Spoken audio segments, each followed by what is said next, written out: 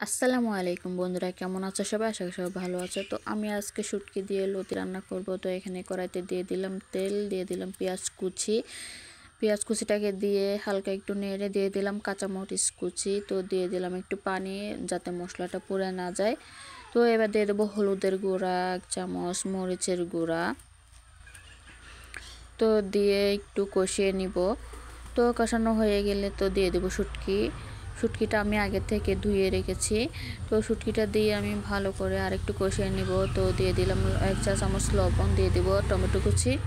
তো টমেটো কুচিটা দিলে আর কি গলাটা ধরবে না। তো এখানে ভালো করে কষানো হয়ে গেলে তো লতিটাকে আমি আগে থেকে নুন হলুদ দিয়ে ভাপিয়ে নিয়েছি। তো দিয়ে দিলাম আমি লতিটাকে এখানে দিয়ে ভালো করে কষিয়ে নিব। তো কষিয়ে আমি ভালো করে রান্না করে নিব আর কি, ভুনা ভুনা থাকবে, কোনো ঝোল হবে না।